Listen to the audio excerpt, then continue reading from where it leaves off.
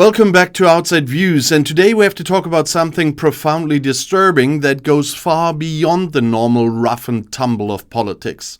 And we are discussing the allegations leveled against one of the most consequential and currently most popular politicians in the country. Nigel Farage, leader of the right-wing populist party Reform UK, and the accusation is that Farage, who is now openly aspiring to be the next Prime Minister, was involved in shockingly crude and hateful racist and anti-Semitic behavior during his school years, including references to Hitler and the gas chambers, and you can imagine how allergic I react to that one. And my personal view is that these are not mere schoolboy pranks or silly things said decades ago. These are deeply corrosive revelations that speak directly to the character and ideology of a man who has successfully dragged the entire political center of the nation to a dark place. And we cannot seriously allow a man whose party is currently leading the polls to evade scrutiny on his apparent long-standing fascination with the very worst parts of 20th century hatred. And the public has a right to know the full character of the person they might elect as their next leader. And the allegations have been brought to light by The Guardian, which obtained reports from more than a dozen former schoolmates and teachers of Farage during his time at the prestigious Dulwich College in South London. And the most specific and shocking accounts come from film producer and director Peter, what's his name? Non-native speaker, but Attegi? Is it Peter Attegi? Who was a Jewish classmate of Farage.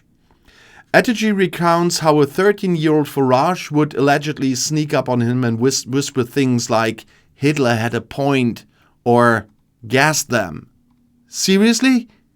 And he describes this period and this episode as a sudden, terrifying intrusion of anti-Semitism into his life.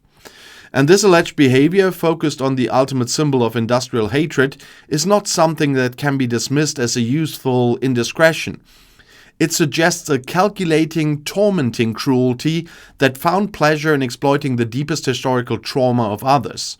And other witnesses, including former teachers, recall multiple incidents where the young Farage allegedly intimidated Jewish and black pupils with crude appearances, as they put it.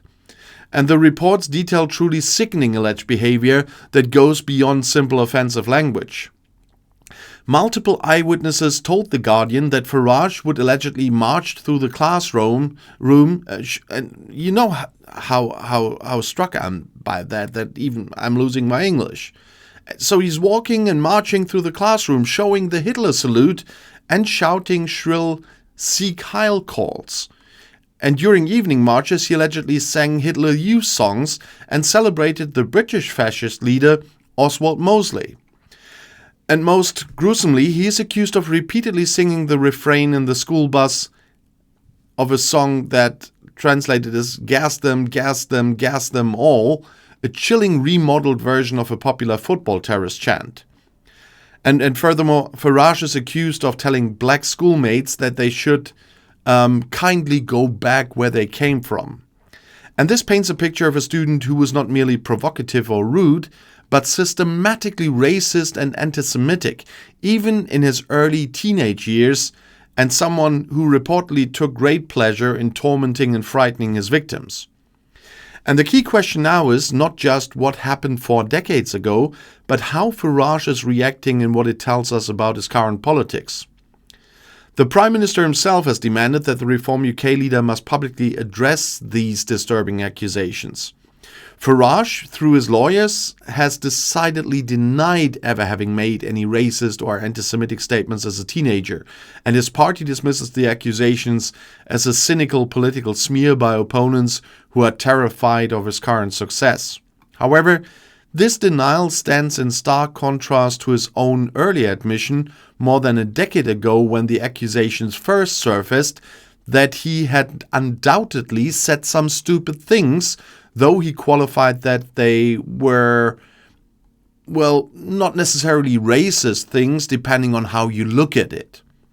And that qualification itself is deeply telling, suggesting a long history of denial and moral ambiguity regarding hateful speech. And this is why these school day accusations are directly relevant to his current political aspirations. Farage's party, Reform UK, is built entirely on a platform of hardline anti-immigrant policies, a near total rejection of climate action, and a concerning flirtation with anti-Western and pro-Russian positions. And his key theme is irregular migration, where he plays cynically with the fear in parts of the population over undocumented foreign men who supposedly pose a danger to society. And he promises draconian anti-migration policies and the ruthless deportation of unwanted foreigners. And Peter Adeji himself has made the crucial connection. He asks if this racist thinking from his school days doesn't still play a role in his current desire to round up hundreds of thousands of migrants and throw them out of the country. And this is the core issue.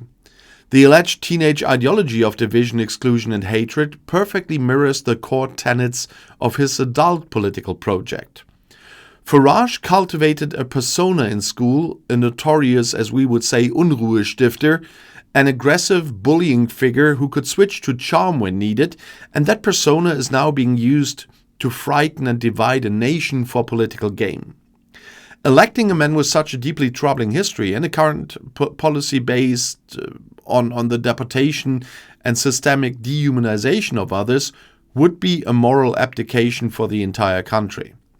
And the current Prime Minister is right this time at least. Farage's party is dragging the nation's politics to a dark place, and before the public considers him as the next head of government, they absolutely must know the full and unvarnished truth about with whom they are dealing.